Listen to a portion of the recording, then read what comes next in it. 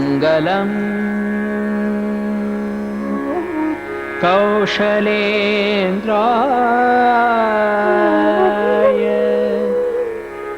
महनीय गुणाधये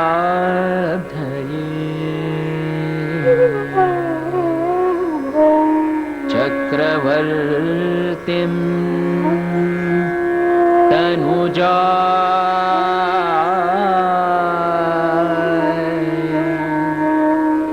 सार्वभौमाय मंगलम्।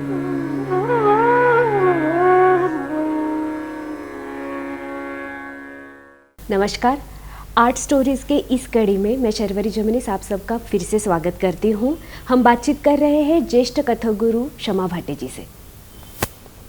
उस वक्त कोरियोग्राफी ये शब्द इतना प्रचलित नहीं था, मतलब ये जो चल रहा है ये कोरियोग्राफीज है या ऐसे कुछ नहीं था। अभी आपने जिक्र किया तो उस वक्त किस तरीके का मतलब प्रोसेस कैसी थी? किसी विषय पर अगर कुछ रचना बिठाती थी रोहिणी जी तो वो खुद सब तय करके घर से आती थी और या कुछ ऑन द स्पॉट होता था?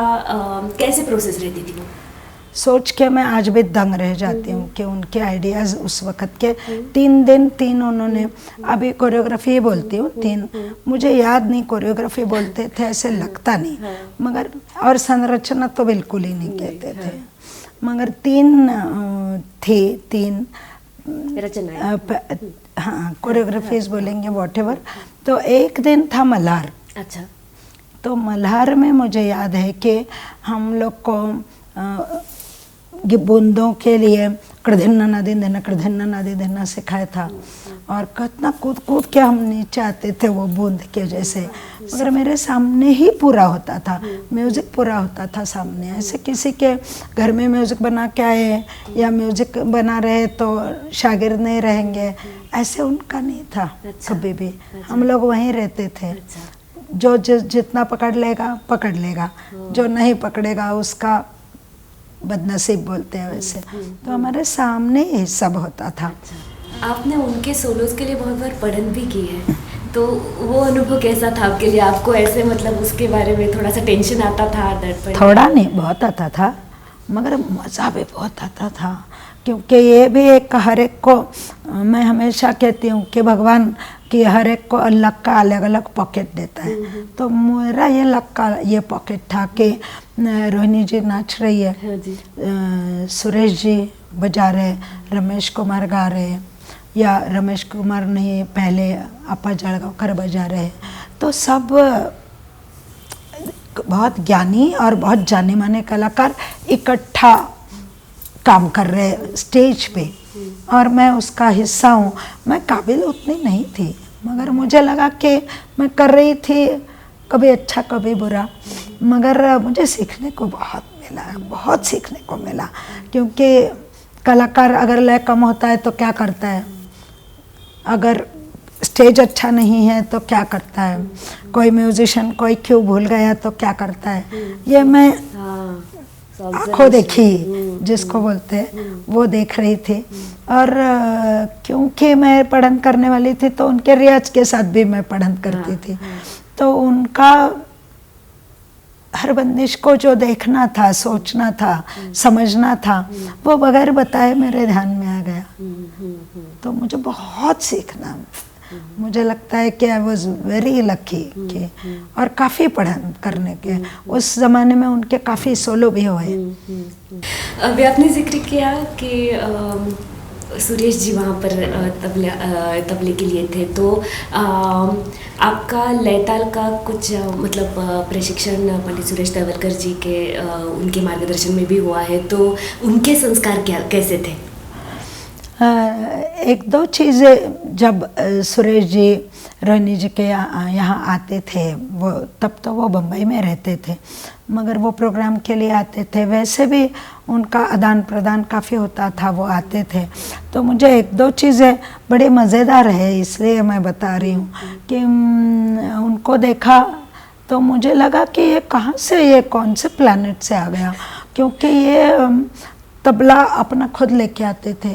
तब तक तो मैंने देखा था कि क्लास का तबला ही, तो ये इन्होंने कभी अपना तबला ही बजाया हमेशा। तो ये भी मेरे लिए अलग बात थी, नई बात थी। हाँ, नई बात थी। फिर वो तबला कभी ज़मीन पे नहीं रहेगा, कुर्सी पे रहेगा। तो ये सब मतलब मुझे लगता था अच्छा ये कहाँ से आ गए। फिर कहते थे कि नहीं आज अहिर भैरव का नगमा लगा लो, अभी कितना बजाए तो ये अच्छा लगेगा। तो वो मेरा अच्छा ऐसे भी होता है, अहिर भैरव का भी नगमा लगता है। मतलब आप जौन सा भी राग चाहो उसका नगमा बना सकते हो। ये मेरे लिए नया था। मुझे झपताल का एक नगमा होता है ऐसे लगता था तब तक, और ये तो मतलब मेरे ऊपर इतना असर हो गया कि मैं पिंपल खरे सर के यहाँ म्यूज़िक सीखती थी, और फिर मेरे यहाँ 3 ही बच्चे थे तो मुझे टाइम था। तो मैं हमेशा हारमोनियम लेके जो मैं सुबह सीखी थी उसमें नगमा बनाने की कोशिश करती थी। तो एक दिन सुरेश जी आ गए, मुझे कहा क्या कर रहे हो? मैंने कहा मैं इसमें नगमा बना रही हूँ। तो उन्होंने कहा पागल हो, हर राग में नगमा नहीं बनता है, नगमा के स्पेशल राग होते हैं। अच्छा। तो ये सब चीज़ें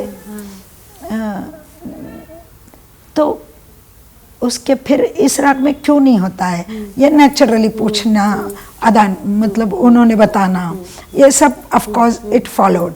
मगर ये मेरे लिए मुझे लगा कि अभी अहिर भैरव में होता है, दूसरे में नहीं होगा, ये मुझे मालूम ही नहीं। जब भी आप सुबह ये सीख लिया, चलो उसको ट्राई करते हैं ऐसे।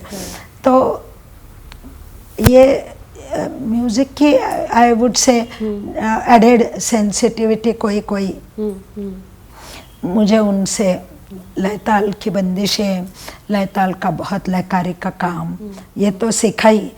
तो मुझे अलाउद्दीन मतलब बाबा अलाउद्दीन रवि जी के गुरु, उनका भी मालूम था कि वो उस ज़माने में वेस्टर्न नोटेशन पढ़ते थे।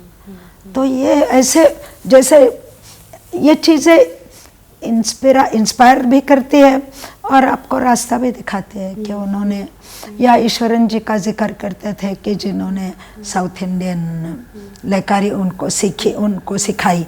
और मैं, क्योंकि मैंने कहा रोहिणी जी के यहाँ भरतनाट्यम होता था, तो तकतकिट लैंग्वेज मुझे मालूम थी पहले से। तो ये लैंग्वेज से पूरा जैसे वो नोटेशन करते हैं हर चीज़ का, वो करने का तरीका मुझे समझ में आ गया कि ये हो सकता है। तो ऐसे मैं कहूँगी अलग अलग बातें जो ठेठ तालीम होती है, जो डायरेक्ट आप सीखते हो, उसको जोड़ के उससे दुगना चौगुना ये सब मुझे मिलता गया।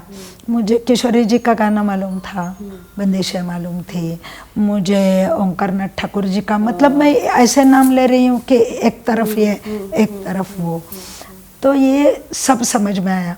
और हम लोग बात कर रहे थे वो 70 के दशक की, तब भी मुझे लगता है कि ये जो लोग हमारे कंटेम्प्रेरीज अलग अलग काम कर रहे थे, जैसे फिल्म इंस्टीट्यूट तभी बना, तो शबाना आज़मी, नसीरुद्दीन शाह या श्याम बेनेगल जो काम कर रहे थे, गोविंद निहालानी जो काम कर रहे थे, उसका भुवन शोम हम रोहिणी जी के साथ देखी। तो उसका हम लोग के यहाँ हमारे घर में, भट्टीज के घर में उसी की बात होती थी। हम लोग कभी ज़्यादा स्पोर्ट्स की बात नहीं किए, हम लोग पॉलिटिक्स की बात नहीं किए, हम लोग गाने बजाने के ही, थिएटर सिनेमा क्या पढ़ा, क्यों अच्छा लगा, ये सब की बात होती रहती थी। तो मेरे पूरा माहौल कला विषय से बना। मेरी सेंसिटिविटी में इन सब का बहुत योगदान है, और इसीलिए मैं थोड़ा सा, मेरे आँख दिमाग खुल गया। और उस ज़माने में पूना में सब दिग्गज गाने वाले आते थे। कुमार जी को मैंने सुना है काफ़ी बार, भीमसेन जी तो हमारे अपने, परवीन जी को सुना है, भटगिंडे जी को बहुत सुना है, ध्रुपद धमार। तो पूना में गाना बजाना, और ऑफ कोर्स सवाई गंधर्व तो रवि जी, अल्लाह रखा खासा, विलायत का खासा, मतलब जितने भी जैसे गैलेक्सी है वो पूना में आते थे। मुझे थोड़ा कभी कभी रिग्रेट होता है कि आजकल के बच्चों को वो नहीं मिल रहा है जो हम when I was growing up, ऐसे बोलना चाहिए कि फर्टाइल था सब। तो बीजा कोपल निकलती ही है ऐसे। तो ये बहुत ही इसके लिए है। और फिर सुरेश जी की बात चल रही थी, वो मतलब मुझे अमीर हुसैन खां साहब का तबला और तिरखोका साहब का तबला, इसमें तबला प्लेयर इतना तो नहीं, मगर डांसर के हिसाब से मुझे मालूम है कि क्या फर्क है, क्या बंदिशें अलग है, क्या सोच अलग थे, कायदे को कैसे अलग खोलते थे। क्योंकि मेरे सामने चलता था विजय घाटे और शंतनु पणशीकर की तालीम। पहले हम जाते थे बम्बई तो 2 घंटा तो तालीम ही सुनते थे, फिर घुंघरू बांधते थे। अच्छा। तो ये सब मुझे सिर्फ ये कहना है कि इन लोग की सबकी वजह से मेरा enriched, my soul was enriched। शमाताई, आपने अभी इतना जिक्र किया, इतने दिग्गज कलाकारों को आपने इतने नज़दीक से देखा है, तो उनके कुछ ऐसे विचार या कुछ इम्प्रेशंस जो आप यूथ के साथ शेयर करना चाहेंगे? मैं शाहिद भाई की बात बताती हूँ। हम लोग शिव जी का प्रोग्राम सुनने गए थे और शिव जी की जो बात है कि रूपक बजा रहे हैं, फिर उसके 4 हिस्से करेंगे, उसमें जपताल भी दिखाएंगे, 3 ताल भी दिखाएंगे। ये जो उनका एक, और उस ज़माने की बात बता रही हूँ, तो उस ज़माने में तो ये बहुत नया था, द आइडिया बहुत नया था। क्योंकि वो मैथमेटिकली लयकारी का मैथमेटिकल एक्सप्रेशन है, मैनिफेस्टेशन नहीं है। वो लयकारी का जिसको बोलते हैं कि अपना फील का जिगरी, वो तो 4 हो गए, तो 4 में 7 कैसे होंगे, तो वो या 8 4 हिस्से करके। तो मुझे याद है कि वो सब हम लोग देख के आए, तो नेचुरली सभी को हमने भी ट्राई किया कि हमने करना है। फिर ये लगा कि डांस के लिए it's not suitable, not right, क्योंकि डांस में वो म्यूजिक में जैसे स्वर मिलता है वैसे नहीं मिलता, डांस में स्टिकेटो मिलता है, तो उससे वो ये एस्टेब्लिश नहीं होता, सिद्ध नहीं होता। मगर शायद जी उन्होंने तो ये काम तो करते ही थे, मगर उन्होंने उसका इतना काम किया कि ऐसे लगा कि अब ये जो विचार है, ये कंपार्टमेंट जो है विचार का, इसमें अब एक कोई और कुछ नहीं कर सकता, इतना निचोड़ डाला उसको। तो ऐसे लोग ऐसे उसको एक सोच के पीछे पड़ गए, तो इतना उसका सोच भी और रियाज भी। और जब तक मतलब वो ऐसे करते थे कि कुछ मुश्किल काम चल रहा है ऐसे लगता ही नहीं था, सबको साथ लेके। तो वो एक मुझे शायद जी की बहुत सारे लोग, सत्यशील देशपांडे भी, हम लोग भी तब से दोस्त रहे, तो अलग अलग उनकी अपनी, किशोरी जी की। तो कुमार जी की बात मैं बताती हूँ, क्योंकि कुमार जी के वो शागिर्द रहे। तो एक तो बात, कुमार जी ने वो सुर मेरा कबीर किया था, तब की बात है। तो कुमार जी कहते थे, सत्यशील बता रहे कि कुमार जी कहते हैं कि कबीर को घुंघरू नहीं, कबीर को घुंघरू नहीं। अच्छा, तो मतलब इसका क्या कहना है? तो मतलब इसको डांस में नहीं करना, हाँ, क्या है और क्यों कह रहे हैं ऐसे? तो मुझे ये लगता है कि ऐसे सेंटेंसेस बुजुर्गों के जो मालूम हो गए उनके शागिर्दों के थ्रू, क्योंकि मैंने कुमार जी इनका वैसे 1 to 1 कभी सहवास नहीं किया, तो ये लगा। और मैं तब एक करती थी, साईं से लगन कठिन है भाई, अभिषेक जी का कॉम्पोजिशन। तो पता नहीं कैसे इंट्यूजन से मैं उसमें बड़ा कम तत्कार करती थी। मतलब कभी भी मैं दुगुन में गई नहीं भजन होने के बावजूद, सिर्फ एंड में थोड़ा काम करके। तो ये उनकी फिलोसफी, उनका अमूर्त या वो उनका उसका उनका सोच, उनका दृष्टिकोण, अमूर्त को देखना, तो उसकी वजह से शायद ये लगा होगा अंदर से। और मैंने ये सुना कि कुमार जी कहते कि कबीर के लिए घुंघरू नहीं। दूसरी बात, यहाँ कुमार जी के बहुत लेक्चर्स हुए, जैसे वाशी में हुए वैसे पूना में भी हुए। उनकी किताब है वाशी के इसके लेक्चर्स की, वैसे पूना में हुए।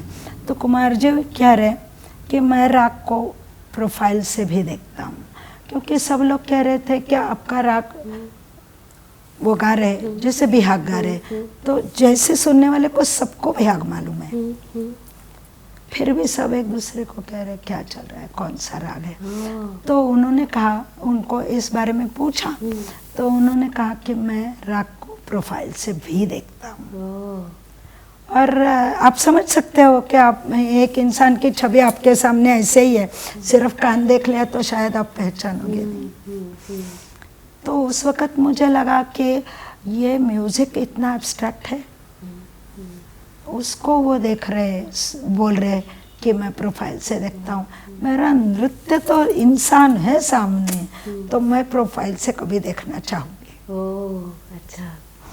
और फिर मैं जब थोड़ा, जिसको आज कोरियोग्राफी बोलते हैं, उसको काम करने लगी, तो मैंने उसका ये विचार बार बार मेरे काम में आता गया। तब मैं बीच में, क्योंकि my husband works out at sea at that time, तो मैं इंग्लैंड में भी लंदन में भी रही, क्योंकि मुझे यही काम करना था, मतलब देखने के लिए 15-20 दिन रही। बहुत सारे म्यूजिकल्स, बहुत सारे बैलेज, बहुत सारा थिएटर और बहुत सारा सिनेमा, सब देखा बहुत। मतलब मैं जो सुबह निकलती थी 3 शोज करके ही घर आती थी, बस उतना ही किया। तो मुझे बहुत ही अनुभव मिले। मैं वही फिर से कह रही हूँ, मेरा सोचने का दायरा बढ़ गया।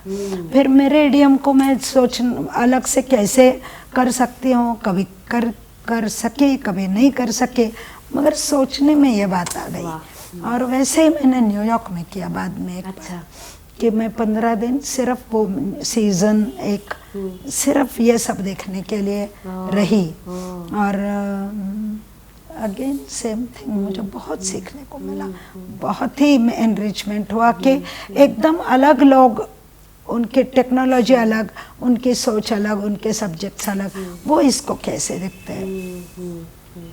तो मुझे एक याद है कि जैसे महाराज जी को देख के लगता है कि ऐसे आ गए तो ऐसे, वैसे रुडोल्फ न्यूरियो को मैंने देखा, सब जितने भी लोग थिएटर में थे हो गया एंट्री में। तो क्या लोग, इन लोग का क्या काम होगा, क्या सोच होगी, क्या पर्सनालिटी होगा। तो ये ऐसे लगता है कि अपने इन आँखों से देखने मिला, तो कुछ समझ में भी आ गया। आपने अभी महाराज जी की बात की, तो आपने बिरजू महाराज जी से भी मतलब प्रेरणा पाई है और वो आपके लिए इंस्पिरेशन भी रहे, तो उनके बारे में आपके विचार क्या है? महाराज जी को वैसे, क्योंकि प्रभा जी मराठे यहाँ बुलाती थी, तो मैंने बहुत पहले से बचपन से देखा, मगर एट अ डिस्टेंस, स्टेज पे देखा, 1 to 1 नहीं देखा कभी, बहुत साल बाद ही देखा। मगर उनका नाच ऐसे था, मैं क्या बताऊं, मुझे लगता है कि एक कौन सा भी, जहाँ भी अगर उनकी फिल्म बनाई जाए और कहीं भी तोड़ दिया जाए तो वो कंप्लीट ही लगता है। तो वो मतलब सुंदरता के ऐसे आयाम, ऐसे दर्शन उन्होंने दिए। और तब की बात है कि जब वो एकदम यूथ प्राइम में थे, तब की बात है। पैर की बात ऐसे कि इतना पैर की सुंदर पैर की आवाज, शार्प साउंड, मगर हर्ट नहीं करेगा। मतलब ये सब जो हम लोग बोलते हैं ना कि कॉन्ट्रास्ट, एक बार बोलने लगे, और ये उनके प्रोग्राम की बात करें, एक बार बोलने लगे, मैं जो ठाठ में हस्तक करता हूँ आज तो ये पॉसिबल नहीं है, ये विज्ञान इतना बढ़ा नहीं है, मगर इसमें भी आवाज़ निकलेगी इतना मैं उस पे वेट लगा रहा हूँ। मतलब हस्तक हल्के नहीं होने चाहिए, वजन के साथ करो। और मैं थोड़ा सा टिपिकल महाराष्ट्रियन मेरा रहा है, वैसे किसी ने भी कहा तो मुझे लगता है नहीं, मैं सोचती हूँ और मुझे लगता है तभी मैं मानती हूँ। तो उनका मुझे लगा कि मानने को दिल करता है, इतना उसमें वजन, वो मींड कर रहे हैं या जो खड़े हो गए तो वो जो टेंशन उनका, तो मुझे तो लगता है कथक का उन्होंने जो काम किया, पैर का काम हो या एक स्टैंस को या एक हस्तक को अलग अलग छटा, अलग अलग शेड्स में बांटना, और वो उनका दिखता है, ऐसे नहीं लगता कि वही है, दिखता है। तो उन्होंने बहुत वोकैबुलरी कथक की आई थिंक मल्टीफोल्ड्स बढ़ाई। ये सम का स्टांस हो या हस्तक का हो या बेंड हो या गर्दन का हो। और एक मैं महाराज जी के लिए एक बहुत ही दिलचस्प किस्सा बताना चाहूँगी। मैं दिल्ली में गई थी और तब वो कर रहे थे उस पे काम, वो कौन सा है माधुरी दीक्षित का जो शाहरुख खान ड्रम्स बजाते हैं वो, अच्छा दिल तो पागल है, दिल तो पागल है का, तो वो महाराज जी ने कोरियोग्राफ किया हुआ है और उन्होंने वो किरण चौहान के पे किया था। और महाराज जी कहने लगे, मैंने कहा महाराज जी जाऊं, तो कहने लगे अरे ये मैं बना रहा हूँ जरा देख के जाओ। तो किरण ने किया तो मुझे लगा अच्छा है, मतलब महाराज जी का अच्छा है। तो मैंने कहा क्या जी महाराज जी अभी, तो कहने लगे कि नहीं और 5 मिनट रुक जाओ, एक बार मैं करता हूँ। अच्छा। और उन्होंने वो ऐसे किया कि मतलब हम लोग सब अभी जानते हैं कि कथक में अगर आप कोई पॉइंट्स होते हैं कि जहाँ आप हस्तक को रोक सकते हो, यहाँ रोका तो भद्दा लगेगा, ये यहीं जाना चाहिए, ये यहीं जाना चाहिए, ये मगर ये यहाँ रोक रहा है और फिर भी कंप्लीट लग रहा है। तो ऐसे ऐसे पॉइंट्स उन्होंने खुद को रोक रहे थे, क्योंकि उनका वो ड्रम्स के साथ अलग किस्म का डांस था, मगर फिर भी वो मुझे 100% कथक लगा।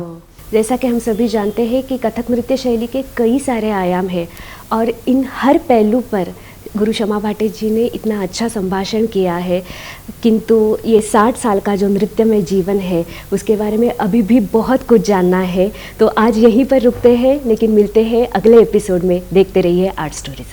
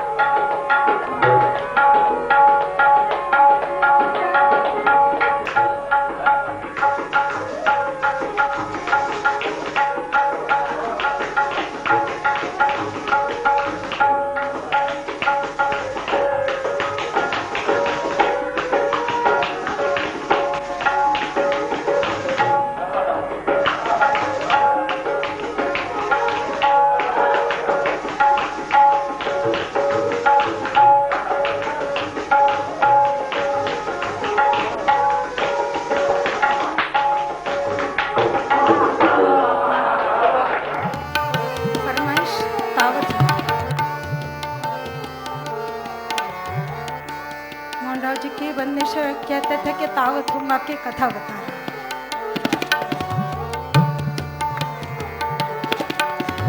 तावत हुंगा तकिट थुंगा तकिट तक थे किट तक थो तकिट तक थे किट तक तक थुम बता तक दे गता थुम दे गे तक तक दे गण थे तक दे गता थुम दे गे तक तक दे गण थे तक दे गता थुम दे गे तक तक दे गण थे तक थुमा तक तक दे गे तक तक दे गे तक तक थुम बता तक दे गता थुम दे गे तक गण थे तक दे गता थुम दे गे तक तक दे गण थे तक दे गता थुम दे गे तक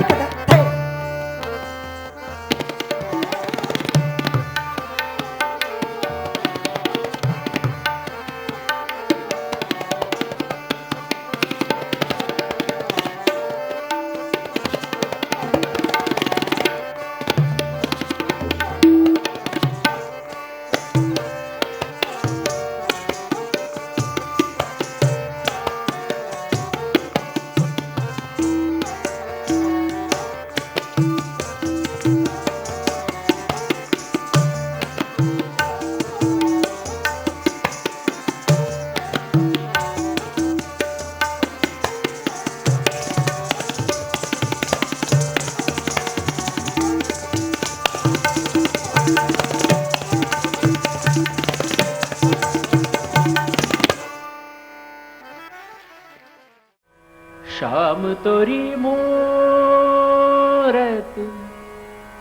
श्याम तोरी मूरत, श्याम तोरी मूरत हृदय समाई, श्याम तोरी मूरत हृदय समाई, श्याम तोरी मूरत हृदय समाई, श्याम तोरी मूरत हृदय समाई, श्याम तोरी मूरत हृदय समाई, अंग अंग व्यापी, अंग अंग व्यापी, रग रग राची, अंग अंग व्यापी, रग रग राची, रोम रोम